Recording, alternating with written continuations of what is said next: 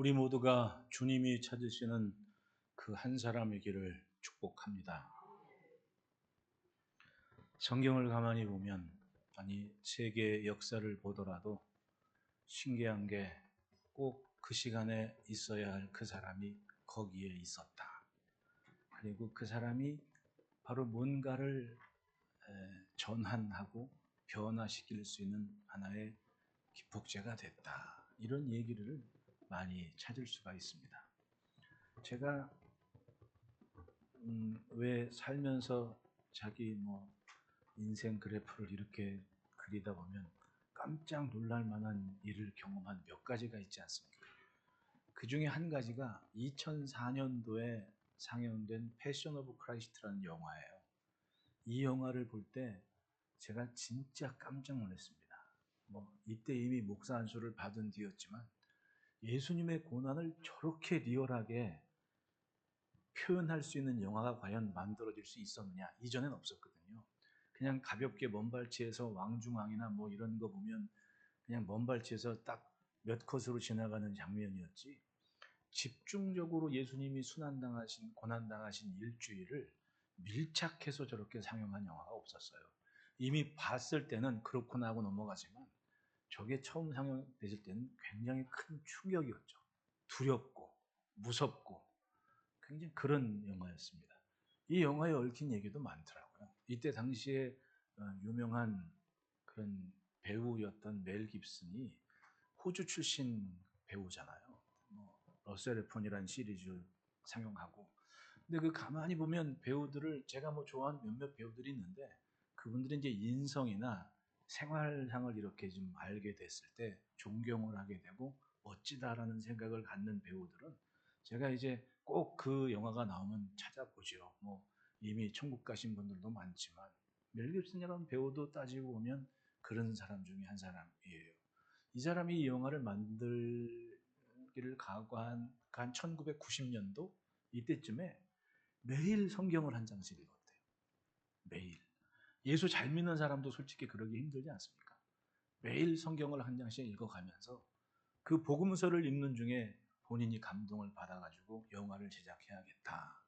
근데 헐리우드 스튜디오에서는 돈이 안 되고 종교성이 짙고 이러니까 아무도 제작비를 내서 투자를 해서 만들 사람이 없었을 때 내가 이렇게 마음까지 먹었는데 그러면 내가 해야지 하면서 자기 사재를 다 털어가지고 그때 당시에 환산하면 한 3, 400억 정도 투자해서 영화를 만들고, 일단 만들면서도 욕심을 많았지만 다 만든 다음에 그걸 이제 배급하는 유통선이 없지 않습니까?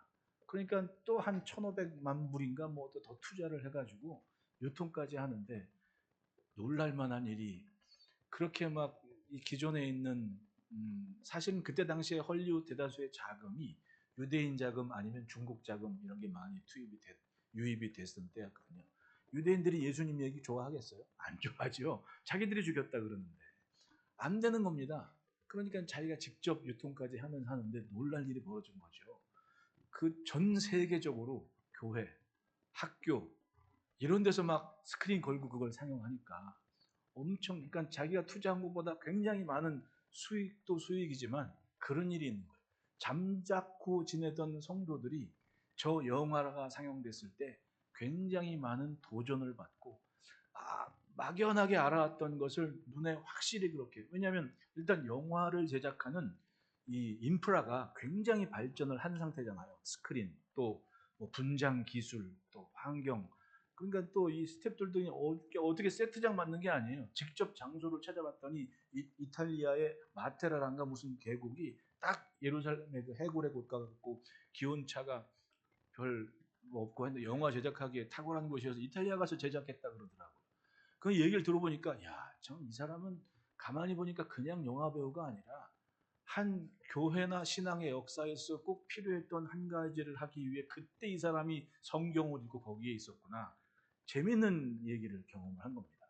그걸 딱 제작하고 나서 할 때 이제 배우들을 인터뷰를 해가지고 오디션을 보는데 예수 역을 감당할 사람을 찾는 게 또 숙제 아니에요. 어줍지 않게 주정뱅이 갖다가 할 수도 없고 예수님 그 성화에 있는 것처럼 어떤 화가가 착한 사람 찾았더니 그 사람이 딱 예수가 돼서 그랬더니 한 몇 달 지나가고 시장에서 술병이 앉아있는데 그 사람이더라는 얘기 있잖아요. 그러니까 엄청나게 신경 써서 이제 배우를 찾는데 짐 카비젤이라는 배우가 온 겁니다. 그 사람도 이 사고가 굉장히 건전한 사람이에요. 그때 막 이제 뭐 그렇게 두각을 내지를 못했지만 그래도 어느 정도 지명도가 있는 사람인데 그 사람이 와서 인터뷰를 한 겁니다. 내 예수 역을 자기가 하고 싶다고. 이렇게 저렇게 얘기하니까 멜 깁슨이 그랬대요. 당신 이 역할을 한 다음에 헐리우드에서 이후로 어떤 배역도 받지 못할 수가 있다. 그래도 하겠냐? 라고 얘기하니까 이 사람이 그렇게 얘기했답니다. 모든 사람들에게는 자기가 감당해야 될 십자가가 있다. 십자가를 짊어지든지 아니면 십자가에 깔리든지 둘 중 하나를 선택해야 된다. 그 말은 뭐예요? 자기가 배역이 있건 없건 그건 감당하겠다는 거 아닙니까? 저는 그 사람 고백을 듣고 그 생각을 했어요. 예수님이 십자가를 지기는 겟세마네 동산에서 얼마나 기도를 합니까? 아버지, 할 수 있거든 이 잔을 내게서 지나가게 하옵소서. 그러나 내 원대로 마옵시고 아버지 뜻대로 하옵소서. 이건 십자가에 깔리겠다는 것이 아니라 십자가를 짊어지겠다는 고백과 같은 거죠. 그렇게 해서 그 영화가 만들어졌다고 해요. 가만히 보니까 참 은혜스러운 얘기인데 거기서 그 예수님의 모습을 한번 보십시오. 영화를 보신 분들은 다 알겠지만 벌써 한 20년 전쯤 얘기니까 기억이 날듯 말듯 한 분도 계실 겁니다. 유튜브에 보면 지금도 엄청 나와요. 그 정말 예수님이 그 고난당하시는 모습을 크로즈업 해가지고 십자가에 로마 군사의 채찍질을 맞는데 그게 채찍 맞는 장면에 두꺼운 나무 송판을 대가지고 그걸 해야 된대. 근데 다른 영화에는 달리 이제 고증을 하고 뭐 이런 거 하니까 그 채찍 끝에다가 쇠 갈고리 있잖아요. 그거를 이렇게 한 그 채찍 끝에 담아가지고 그 송판에 그게 정확히 맞아가지고 나와야 되는데 이게 때리다 보니까 그 로마 병사 한 사람이 흥분해가지고 휘두르는 바람에 송판 밖에서 그 뒷 등허리에다가 그 쇠가 딱 찢겼대요. 그 순간에 이 배우가 배우는 배우인가 봐요. 몰입을 돼가지고 그걸 참아냈는데 30cm가 이게 살점에 찢겨나가는 흔적이 지금도 남아있다는 얘기를 하더라고요. 그렇게 만들어진 영화니 참 대단한 얘기입니다. 뭐 은혜스러운 얘기를 제가 그 제작 스토리, 비하인드 스토리를 듣고 알게 됐습니다. 영화를 봐도 그렇게 참혹한데 여러분 한번 그 상상을 한번 해보십시오. 1세기로 돌아가서 예수님이 정말 십자가를 지셨을 때 그 현장에 있던 제자들이나 예수님이 부활하신 다음에 만나 주신 500여 형제들이나 다 거기에 있던 사람들 아닙니까? 이게 바로 예수님이 십자가를 지시고 40일 동안에 있었던 일들인데 예수님이 십자가를 지고 고난당하신 그 시점으로 돌아갔을 때는 분위기를 보면 복음서 끝이나 사도행전 초반이나 다들 무서워서 흩어졌지 않습니까? 그리고 베드로도 요한도 고기 잡으러 간다고 갈릴리로 이미 가 있던 상태에서 주님이 찾아가시잖아요. 그리고는 내 양을 먹여라 뭐 말씀하셔서 다시금 예루살렘에 모인 상황인데 무섭잖아요. 어쨌든 그러니까 마가의 다락방에 모여서 할 수 있는 게 기도밖에 없었지 않습니까? 근데 정말 기도했더니 부활하신 예수님 올라가신 후에 기도에 약속하신 성령을 기다렸다가 성령 받은 후에 이 사람들이 하나님의 큰 일을 말하는데 자기들의 말이 아니라 다른 나라 말로 하더라는 거죠. 건물 밖에 있던 사람들이 자기들의 언어로 그걸 알아듣는 겁니다. 성경에 얘기하지 않습니까? 야, 저 사람들이 갈릴리 사람들 아니냐? 우리 동네 말을 어떻게 알았지? 하나님의 큰일 말함을 듣는다라고 성경이 얘기를 해요. 하나님의 구원의 역사, 그리스도의 십자가와 구원의 역사, 부활의 역사를 고스란히 알아들고 있는 거예요. 그들이 거기서 기도를 그렇게 하고 있다는 얘기죠. 기도 소리를 듣고 깨달아서 예루살렘 안에 변화가 일어납니다. 맞습니다. 부활하신 예수님을 만났고 성령 받은 이후에 교회의 분위기가 확실히 달라진 겁니다. 두려워서 문 잠고 있는 것이 아니라 정말 처음 갈릴리에서 예수님께서 내가 이 등불을 켜서 등경 위에 둔다. 그 등불은 꺼지기 일보 직전, 아니 꺼져버릴 것 같은 위기감이 있었습니다.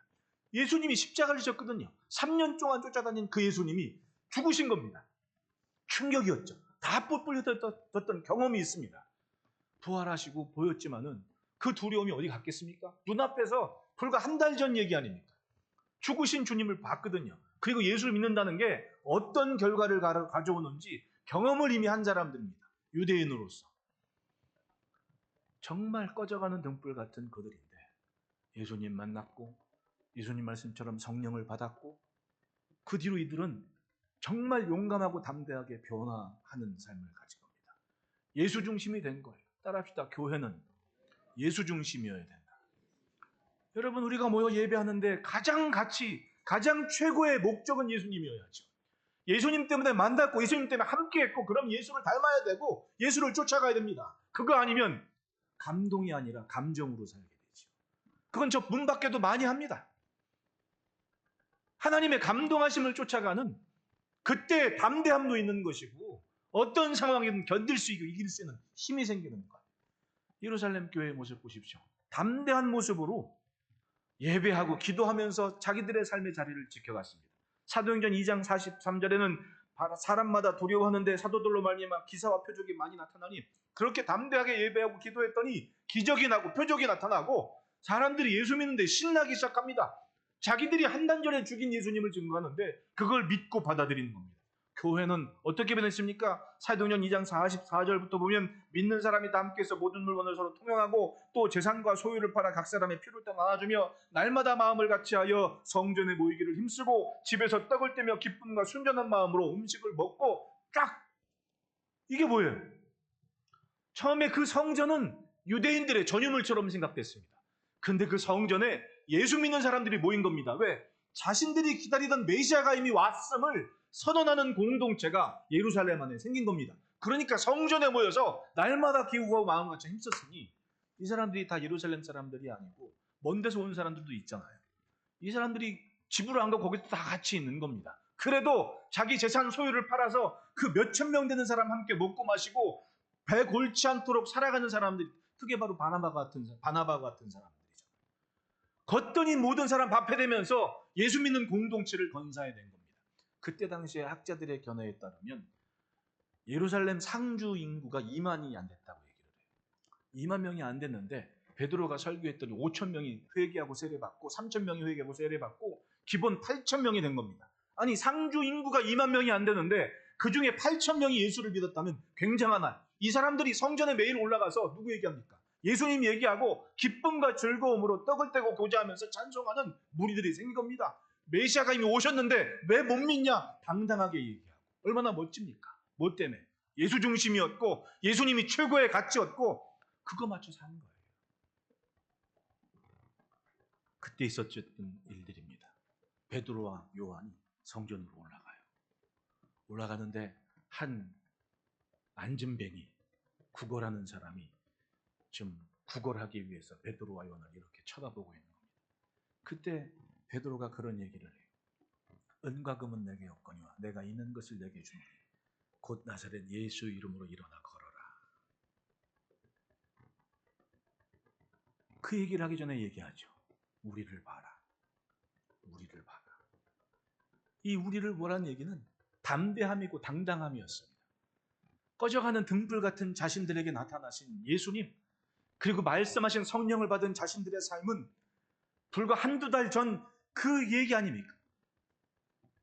전혀 다른 사람이 돼서 가장 귀한 예수를 당당하게 성전에서조차 기도하고 바리새인들이나 종교인들이 그렇게 시기하고 질투하고 죽이기까지 했던 그 예수를 너희가 죽였노라고 선언하고 얘기하는 설교가가 돼서 성전에 기도하러 가고 있는 겁니다. 자기들의 변화를 봐도 신기하고 신통한 겁니다. 예수 믿는 게 신기한 사람들이 있어요. 오늘 찬양 가사에도 나오지만 내가 주 앞에 예배하는 것은 주의 은혜입니다. 여러분. 가만히 보면 버틴 게 있고 견딘 것이 있으니까 지금 예배하고 있는 거예요. 사람이 이 견디기 힘든 거, 버티기 힘든 거 분명히 있다니까요. 신앙은 더더욱 그렇죠. 내가 예수님 붙잡고 예배하는 게 쉬운 줄 알아요? 영적인 전쟁은 이미 벌어지고 있습니다. 한신명이라도 예배당 문턱에 가지 못하도록 마귀의 시험과 사탄의, 여러분 따라합시다. 세상은 영적인 전쟁이다. 영의 싸움인 거예요. 뭘 가지고라도 못 가게 하는 영적인 싸움이 없는 줄 아십니까? 여러분 성경 보십시오. 스가랴서에도 그렇고 욥기에도 그렇고 하나님 앞에 누가 있습니까? 천사도 있지만 사탄도 있다고 얘기해요. 사탄이 하나님과 대화를 합니다. 그리고 얘기하죠. 하나님이 뭔가 하신 것이 있으니까 저 사람이 저렇게 하나님을 경외하지 주신 것 뺏어 보십시오. 그래서 고난당한 게 욥아니에요. 스가랴 보십시오. 아니 하나님 앞에 사탄이 서가지고는 그걸 그렇게 방해를 하네. 성전을 짓겠다는데 고생 심하게 왔는데 그걸 그렇게 지기하고 질투하는 겁니다. 누가? 사탄이. 하나님이 보다 뭐라고 말씀하십니까? 그만 족하다. 70년 가서 고생하고 왔으면 됐지. 그걸 뭘 그렇게 질투하고 시기하냐. 그리고 뭐라 그래요? 옆에 그걸 보고 있던 스가랴가 하나님 면류관도 좀 씌워주시고 옷도 좀 입히시고 그렇게 해주십시오. 그게 스가랴서에 나오잖아요. 세상은 영적인 전쟁이에요. 눈에 안 보인다고 없는 게 아니라니까요.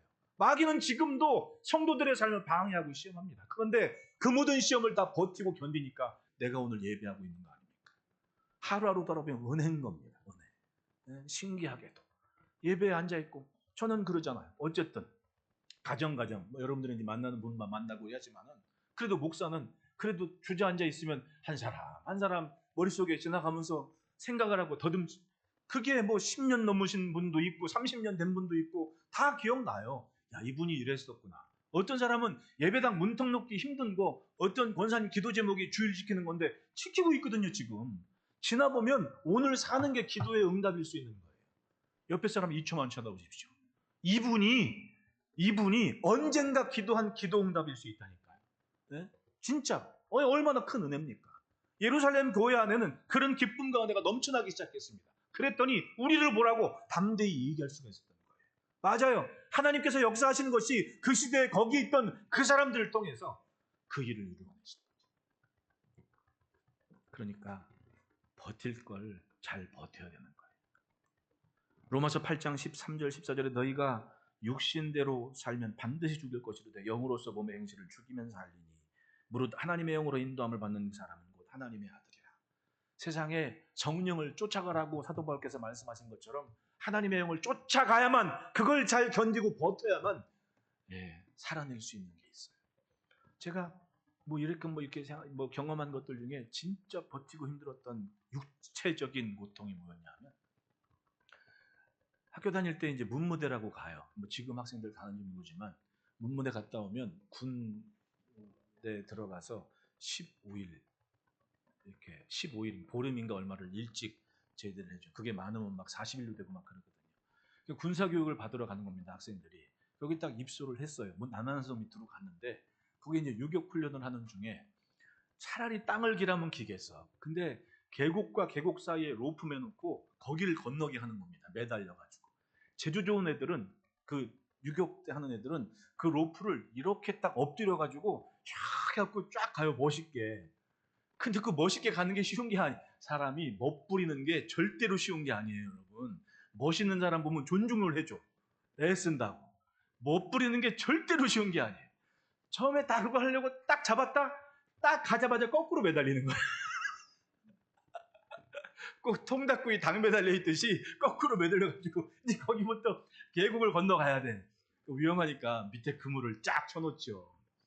근데 그 계곡 건너가기를 매달려 있는데 너무 힘든 거야. 차라리 발하고선 어떻게 버티겠어. 왜 붙잡아야 사니까. 근데 앞으로 가려고 버티는 그 힘은 배에서 나오더라고.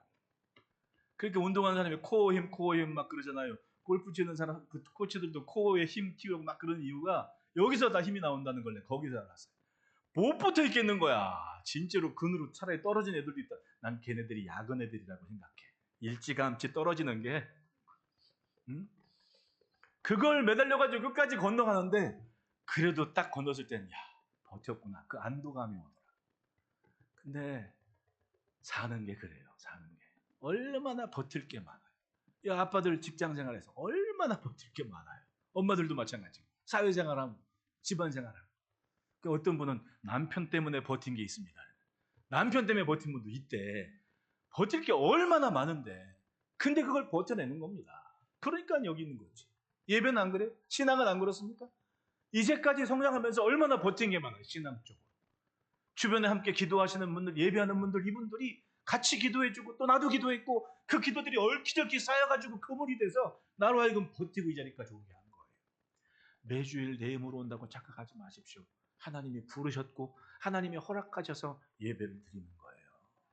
네? 그러니까 지난주에 언제 부활절에 지우는 요 앞에서 목사님 말귀를 알아먹겠대잖아. 들리고 안 들리게 문제가 아니라 목사님 말귀를 알아먹겠대잖아. 애들이 앞에서. 근데 왜 뒤에 갔지? 지우가 좀 앞으로 좀 맛을 봤으면 좀 앞으로 올 텐데. 알아먹겠대 애들도. 그건 성령께서 하시는 일인 거예요. 사인인 거지. 사인. 신앙은 버틸 게 많습니다. 본문을 보면 여기 나면서부터 걷지 못했던 사람을 베드로와 만나서 걷게 됐습니다. 걸어본 적이 없는 나이가 40세가 됐다. 40세. 40살. 40살 되도록 한 번도 걸어보지 못했던 사람인데 그렇게 거기에 구걸하기 왔는데 사도 베드로하고 요한이 우리를 보라고 날 보라고. 그건 베드로와 요한도 그 짧은 시간 주님과 함께 했던 살아온 삶이 함축적으로 담겨서 자신들은 이제 자신감을 갖고 담대함으로 나도 사는데 너희들 예수님과 함께 했을 때 얼마나 많은 기적이 있었고 얼마나 많은 변화가 있었고 얼마나 많은 빛된 사역이 있었습니까? 그걸 고스란히 담아서 우리를 보라고 담대하게 날 보고 쫓아오면 돼. 그리고 얘기한 거예요. 그리고 은과 금은 내게 없거니와 내게 있는 것을 내게 주노니. 이분들은 확실하게 예수에 대한 경험과 체험과 삶의 이야기를 갖고 그 흔적을 품은 분들입니다. 그러니까 나만 보고 쫓아가자. 나를 봐라. 그리고는 얘기하는 거죠. 예수 그리스도를 전하는 겁니다. 여러분, 어둠 속에 주저앉았던 인생이 빛을 향해 나올 수 있었던 이유는 바로 그 사람들이 거기에 있었기 때문 아닙니까? 우리도 누군가에게 그런 빛된 삶을 초대하고 증거하는 은혜가 있기를 축원합니다. 그런 삶이 어떤 삶을 삽니까? 첫째는 따라합시다. 가진 것을 전한다. 베드로가 이르되 은과 금은 내게 없거니와 내게 있는 이것을 내게 주노니 나사렛 예수 그리스도 이름으로 일어나 걸어라 라고 했다 그래요. 예, 솔직한 고백이었습니다. 이 베드로나 요한이 어디 출신입니까? 어디 사람들이에요? 갈릴리 사람이거든요. 예루살렘에 연고가 없는 분들 아닙니까? 근데 이분들이 예수님을 쫓아 3년을 돌아다닌 분들이에요. 그리고 십자가 지시고 부활하시고 이게 한 40여일 중 한 50여일 경험한 분들 아닙니까? 한 2달 지난 거예요. 예수님 부활하시고. 예수님 십자가 지시고 부활하시고 교회가 딱 이렇게 왕성하게 활동하기까지 어간 2달 정도 된 겁니다. 이 2달 남짓 지난 동안 이분들은 갈릴리 갔다 왔지만은 이미 2달 정도 이미 예루살렘에서 사신 분들 아니에요. 그러면 갈릴리 사람들이 예루살렘에 살았어. 돈이 있겠어요, 없겠어요? 상식적으로. 이건 그냥 넘어갈 문제가 아니야. 베드로와 요한이 갈릴리 사람들 예루살렘에 와서 살면서 2달 넘었어. 생활비 떨어졌어요, 있어요? 여러분들 생각에. 진짜 없는 거예요, 없는 거. 은과 금은 내게 없거냐가 추상적인 얘기가 아니야. 상징적인 얘기. 진짜 없어. 어떻게 삽니까? 바나바라든지 다른 분들이 자기들의 재산을 팔아서 함께 먹었다고 얘기하잖아요. 내가 그래서 장로님들 여러분들한테 그런 얘기 가끔 하잖아. 그래도 몇천 명 밥 먹일 수 있을 만큼 부자 되십시오. 난 농담 아니야. 진담이에요, 진담. 많은 사람 밥 먹일 수 있을 만큼 부자 되십시오. 얼마나 좋아요. 성경에 있잖아요, 그런 역사가. 그러니까 다른 곳에 있던 사람들이 다 와가지고는 예수님 믿고 예수 때문에 살고 그럴 시간을 감당할 수가 있었던 거예요. 은혜죠. 베드로와 요한도 마찬가지였습니다. 그분들 덕에 사는 거 맞았어요. 그러니까 은과 금은 내가 없거니. 왜? 이미 자기가 예수님 때문에 돌아다닌 게 3년이고 갈릴리 갔다 와서도 2달 벌써 거기에 있었는데 돈을 주고 싶어도 없는데 그런데 얘기한 거예요. 나 없지만 나는 예수를 가졌다. 그 말은 뭐예요? 예수님 때문에 경험한 것이 있고 예수님 때문에 누린 것이 있고 예수님께 받은 사명이 있고 난 예수를 가졌으니 너도 나처럼 우리처럼 할 수 있어 하면서 나사렛 예수의 이름으로 일어나 걸어라라고 예수를 준 거예요. 확실하게 예수를 가졌습니다. 예수를 가졌더니 담대함이 있고 두려움은 이미 사라졌습니다. 무서워 떨고 문 걸어잡고 숨었던 사람들이 아니에요. 어디든 두려워하지 않고 예수를 전할 수 있는 사람들이 됐습니다. 눈치 보지 않고 예수를 얘기할 수 있는 사람들. 예수를 가졌기 때문에 예수를 전할 수 있었습니다. 예수를 소유했기 때문에 예수를 소비할 수 있었습니다. 그 믿을 품으니 몸은 내 몸인데 능력은 주님의 것을 사용했습니다. 여러분, 그것이 예수의 이름을 가진 자의 권세입니다. 권세. 하나님은 우리로 하여금 그의 능력을 한껏 사용하시도록 하셨습니다. 고린도후서 4장 7절에 우리가 이 보배를 질그릇에 가졌으니 이는 심히 큰 능력은 하나님께 있고 우리에게 있지 아니함을 알게 하려 합니다. 여러분, 세상이 발전하면 발전할수록 좋으면 좋을수록 감춰지고 가려지는 게 있습니다. 그게 뭐냐면 기도고 예배고 신앙에 속한 것. 사람의 힘으로 할 수 있는 것이 많으면 많을수록 기도 응답은 적어져요. 왜? 자기들이 알아서 하니까. 근데 진짜 기도밖에 없을 때는 정말 응답도 하실 수밖에 없는 게 기도밖에 없고 하나님밖에 없으니까. 지금은 관계니 뭐니 정말 복잡하게 얽히설켜서 있으니까 그렇게 기도 없어도 살 수 있을 것 같은 세상이 돼버린 겁니다. 이게 복인지 재앙인지 모르겠어요. 무엇을 갖고 사는가, 무엇으로 내 인생의 의미를 찾는가. 여러분, 은과 금이 내 가치를 말하지 않습니다. 그것이 내 삶의 전부가 아닌 거예요. 없으면 아무것도 아닌 겁니다. 아무것도 없는데 그때 빛나는 거, 그게 뭐예요? 항상 비유로 드는 얘기지만 김장배추 절인 다음에 물기 씻어가지고 남는 게 그게 진짜 아닙니까? 나머지 다 가짜인 거예요. 왕성해 보기 대단히 쌓인 것 같지만 절여서 씻고 보니까 남는 건 그거예요. 그게 진짜라니까요. 우리는 그게 예수님. 그 진짜를 가지면 나머지 없어도 되지 않습니까? 있어도 그만 없어도 그만인 것 때문에 마음 졸여하고 마음 아파하고 두려워하고 교만해지고 이게 얼마나 불쌍한 모습이에요. 진짜 하나만 가지면 그것 때문에 담대할 수 있어요. 그게 바로 가진 자의 모습이었던 겁니다. 예수를 가진 자. 사람의 제일 된 목적을 우리가 뭐라고 배웠습니까? 하나님을 영화롭게 하는 것과 그를 영원토록 즐거워하는 것이다. 하나님을 향한 삶이 진짜인데 이거 하나 말고는 다 없어도 되는데 없어도 되는 것 때문에 마음 졸이고 실망하고 상처받고 아프고 그건 이미 은과 금의 마음이 붙잡혔다는 얘기 아닙니까? 내 안에 계신 예수님이 나로 살게 하신다는 믿음으로 주님을 놓치지 말아야 돼요. 세상이 주목하여 볼 수 있을 만큼 그 시선에 부끄럽지 않은 만큼 나는 예수밖에 없는 삶을 지켜가야 됩니다. 예수가 전부인 삶. 은과 금 때문에 주눅들지 말고 새로운 삶을 열어주신 주의 능력을 자랑하는 은혜가 있기를 축원합니다. 세상 보십시오. 하나님은 반드시 그 많은 사람 중에 찾으신다니까요. 하나님께서 뭔가 하실 만한. 저도 그 멜 깁슨이라는 배우가 그 정도일 줄은 몰랐죠. 예? 그냥 영화 나와가지고 형사 역할하고 하고 시리즈가 한 4탄인가 나왔으니까 대단히 돈 많은 사람 아닙니까? 호주 출신, 키도 작아요. 160 몇 대 뿐이 안 된다고 얘기하는데 하여튼 그런 사람인데 나중에 알고 보니 아주 성경 읽다가 변화돼가지고는 그걸 만들 줄, 그거는 누가 그런 영화를 만들 생각? 그거 진짜 영화 나오기 전과 후가 성도들이나 예수 믿는 사람들의 이 신앙 자체가 달라질 만큼 영향을 준 영향이었어요. 왜냐하면 고난당하신 예수님의 얼굴을 그렇게 크로즈업해서 커다리 다른 사람이 없었거든요. 그러니까 헐리우드 배우가 이건 바라바고 이 사람 왜 있냐면 이 사람 이름이 페트라 쉐루빈가 하여튼 그런 이름, 이탈리아 사람인데 단역 배우예요. 유명한 사람도 아니야. 하나님이 사람을 통해 일하신다는 게 이 사람이 그 영화에 딱 출연해가지고 짐 카비제레라는 배우가 예수 역할을 했을 때 그 재판장에서 있는 예수님을 사람들이 얘기하잖아요. 사람들은 이제 본디오 빌라도가 명절에 죄수 하나 풀어지는 전통이 있으니까 이 빌라도 생각에는 예수를 풀어주라고 해서 사람은 강도니까 할 줄 알고 자 누굴 풀어주라 했더니 사람들이 뭐라 그래?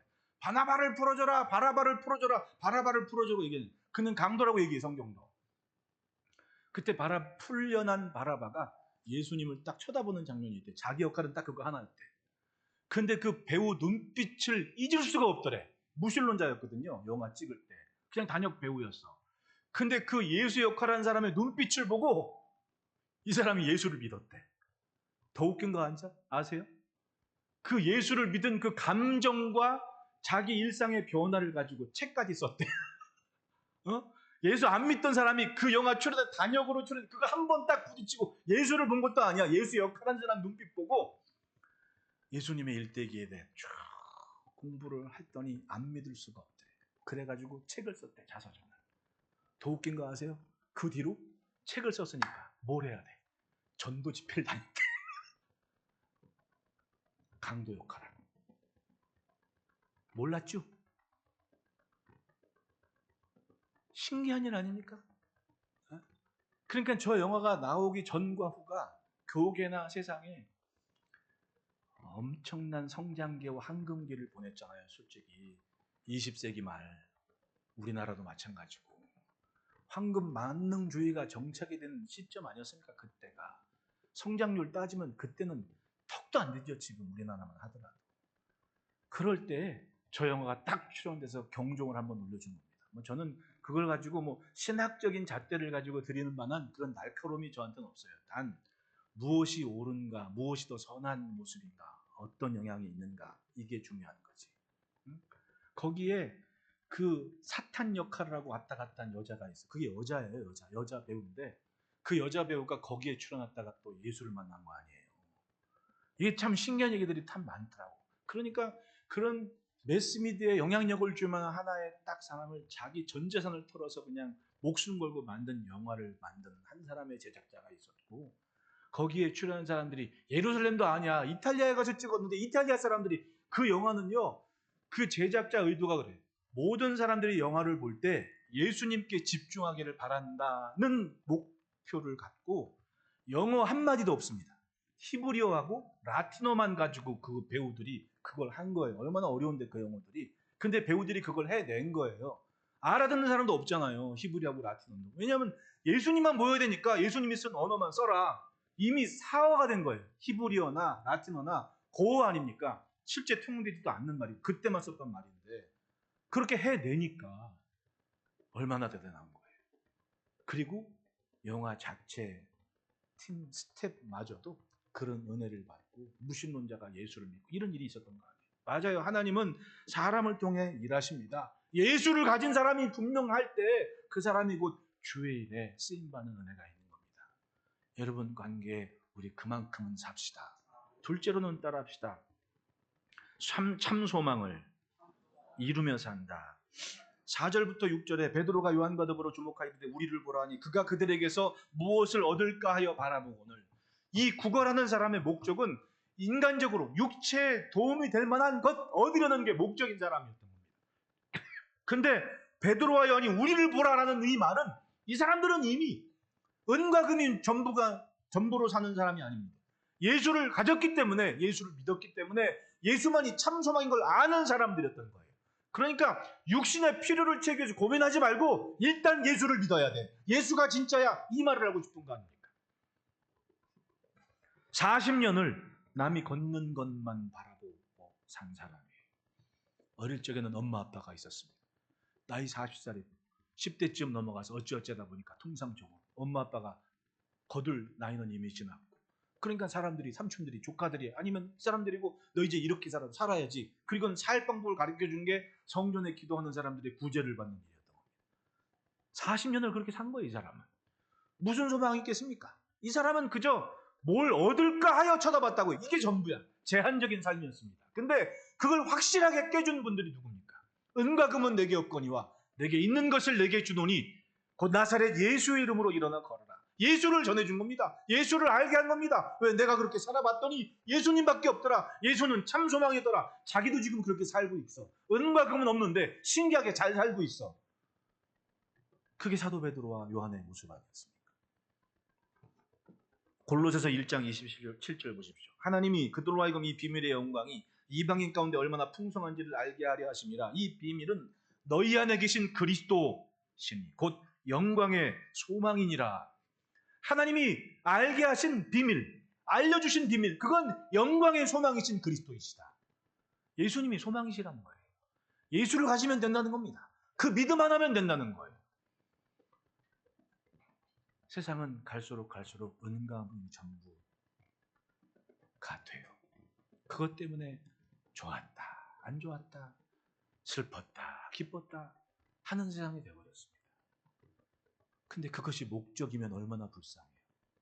그것이 목적이니까 사기를 쳐서라도 남을 죽여서라도 그걸 갖고 싶어 하지 않습니까? 그런 사람들 천지가 되면 얼마나 지옥 같은 삶입니까? 네. 가만히 보니까 없는 게 차라리 나을 것 같은 사람들이 있어요. 네. 있는 것 때문에 교만하고 가진 것 때문에 예수 없이 사는 사람들이 얼마나 많습니까? 그런데 있으나 없으나 오직 예수의 신앙으로 사는 사람들이 있어요. 왜?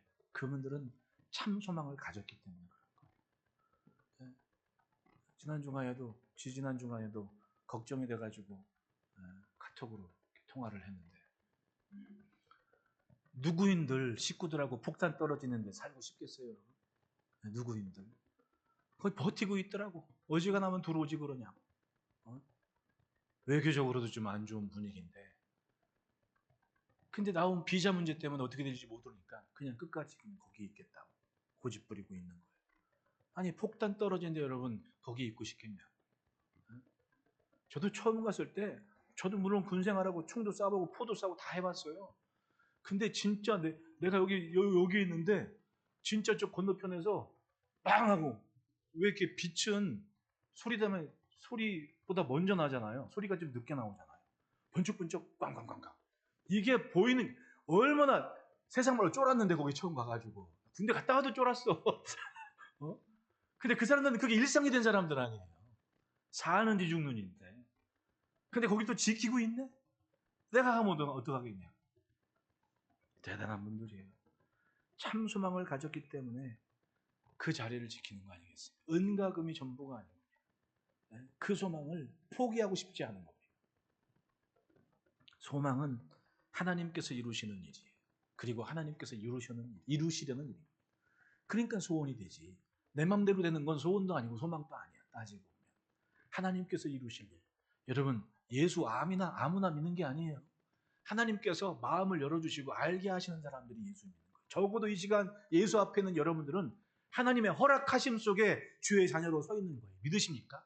굉장한 섭리와 하나님의 지지하심이 내게 있으니까 세상을 살 때 쫄 필요 없습니다. 주눅 들 필요 없습니다.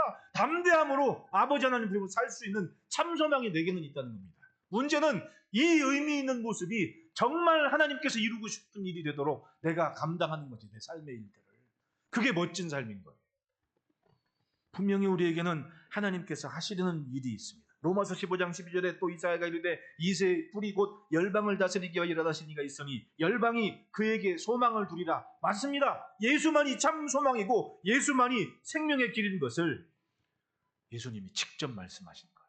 우리는 그런 예수님을 믿었습니다. 그리고 한 인생을 통해 세상의 소망이신 예수님을 그렇게 증거하는데 이 40년을 성전 미문에 앉아 국악을 하는 사람들이 한 일을 보십시오. 사도행전 3장 10절에 그가 본래 성전 미문인지 부른 사람이 알고 그에게는 심히 놀랍게 여기며 놀라니라. 11절 나은 사람이 베드로와 요한을 붙잡으니 모든 백성이 크게 놀라며 달려나아가 솔로몬의 행각이라 불리는 행각의 보이건을, 그러니까 사람들이 주저앉아 있다가 벌떡 일어나 베드로하고 요한을 붙잡은 겁니다. 베드로가 이것을 보고 백성에게 말하되 이스라엘 사람들아 이 일을 왜 놀랍게 여기느냐. 우리 개인의 권능과 경건으로 이 사람을 걷게 하는 것처럼 왜 우리를 주목하느냐. 아브라함과 이삭과 야곱의 하나님이고 우리 조상의 하나님이 그의 종 예수를 영어롭게 하셨느니라. 너희가 그를 넘겨주고 빌라도가 놓아주기로 결의한 것을 너희가 그 앞에서 거부하였으니 라고 설교를 한 거예요. 이 사람 때문에. 설교할 기회가 생긴 겁니다. 놀라지 말라고. 너희들이 재판장 앞에서 예수를 놓아준 게 아니라 바라바를 놓아주지 않았냐. 너희가 십자가에 내준 그분이 오신 소망이시고 예수다라는 얘기를 이 사람 때문에 말할 수 있는 기회가 생긴 거예요. 그러니까 여러분, 예수 잘 믿으시고 예수 잘 믿는다고 산속에만 틀어박혀 기도만 하지 말고 내 이웃, 내 친구, 가족들 열심히 만나시고 은혜로운 얘기 전하시기를 바라요. 그래도 내가 잘되고 형통한 삶이 예수 때문인 것을 누군가는 알아줘야 되지 않습니까? 그게 관계라는 거예요. 하나님은 그것 때문에 여전히 이 세상에 우리를 남겨두시는 겁니다. 네. 신기하게도 은혜롭게 관계를 통해서 하나님이 일하시는 모습이 정말 많아요. 살다 보면. 히브리서 6장 19절에 우리가 이 소망을 가지고 있는 것은 영혼의 닷 같아서 튼튼하고 견고하여 휘장 안에 들어가나니. 소망이 영혼의 튼튼한 닷이라고. 그 말은 예수가 전부인 신앙으로 살면 바람이 불어든 태풍이 쳐건 홍수가 나다은 흔들리지 없이 그 목적을 향해 버티고 견딜 수 있는 근성이 생긴다는 거예요. 여러분, 참 소망이신 예수님 놓치지 마시기를 축원합니다. 그러면 따라합시다. 마지막 하나님을 찬송하며 산다. 7절 8절에 오른손을 잡아 일으키니 발과 발목이 곧 힘을 얻고 뛰어서서 걸으며 그들과 함께 성전으로 들어가면서 걷기도 하고 뛰기도 하며 하나님을 찬송하니이라. 사도들의 외침은 한 영혼이 하나님을 기뻐 찬송하게 만들었습니다. 평생 경험하지 못했던 일이 일상이 되도록 만듭니다. 이것이 복음의 기쁨이고 예수를 전한 자, 예수를 믿은 자, 예수를 안 자의 기쁨이잖아요. 하나님을 찬송합니다. 어둠 속에 주저앉아있던 인생이 하나님의 빛을 본 순간 기뻐 뛰며 찬송하는 일상이 되었어요. 모든 사람들 앞에 자랑을 하여 하나님을 찬송하는 모습이 됐습니다. 여러분, 우리가 이 땅을 사는 이유가 그겁니다. 하나님을 기뻐하고 하나님을 즐거워하는 것. 이사야서 43장 21절에 이 백성은 내가 나를 위하여 지었나니 나를 찬송하게 하려 함이니라. 이사야가 말씀 전할 때 모습 보십시오. 좀 잘 살 때였습니다. 유다가 예루살렘 부자 됐습니다. 예, 살만하니까 어떻게 돼요? 몸은 예배당에 오는데 삶은 자기 마음대로 나. 주인이 하나님이어야 되는데 자기가 주인인 것처럼 자기 마음대로 살아가는 거예요. 그때 이사야가 얘기한 겁니다. 정신 똑바로 차리고 예수 잘 믿자고, 하나님 잘 믿자고, 몸만 왔다 갔다 하지 말고 제대로. 어? 우리가 지어진 목적은 하나님을 노래하는 거다. 은과 금 때문에 하나님 놓치지 말자. 이런 얘기들을 막 하면서 얘기한 거예요. 명쾌하게 짚어줍니다. 우리는 하나님을 노래하기 위해서 만들어진 인생이다. 하나님을 찬송하기 위해. 그 의미를 잃었을 때 예루살렘이 멸망하잖아요. 똑같습니다. 무엇 때문에 있는지. 하나님 중심, 예수 중심, 하나님 찬송하는 일을 시들지 않도록 열심히 예수 중심으로 삽시다. 하나님을 즐거워하는 모습이 이 즐거움이 빼앗기지 않도록 그렇게 삽시다. 그것이 곧 내가 이 땅에 꺼져가는 등불이 아니라 밝히 비추는 역할하는 등불로 사는 거예요. 반드시 내 관계에 살 자들이 있습니다. 우리를 보라 외침은 잃어버린 영혼이 하나님 없이 산 인생이 진짜 하나님을 보고 진짜 예수를 보고 하나님이 하신 일을 마음으로 품고 믿게 된 계기가 됐습니다. 우리는 우리의 삶으로 무엇을 말할 수 있습니까? 무엇을 외칠 수가 있습니까? 내가 믿은 후에 예수가 정말 최고라는 것, 예수님 때문에 산다는 것, 그것이 자랑이 되고 그것이 찬송이 되도록 우리 그렇게 삽시다. 삶의 불신앙이, 불순종이 믿음의 역사를 가로막지 않도록 적어도 예수님 때문에 형통한 삶을 삽시다. 그것은 누군가에겐 반드시 비춰야 될 빛이 될 줄로 믿습니다. 인생을 구원하는 아름다운 소리가 내 삶을 통해 빛으로 나오는 역사가 반드시 내 삶을 통해 이루어질 줄 믿습니다. 우리 그렇게 누군가에게는 빛이 되는 삶을 삽시다. 기도하겠습니다.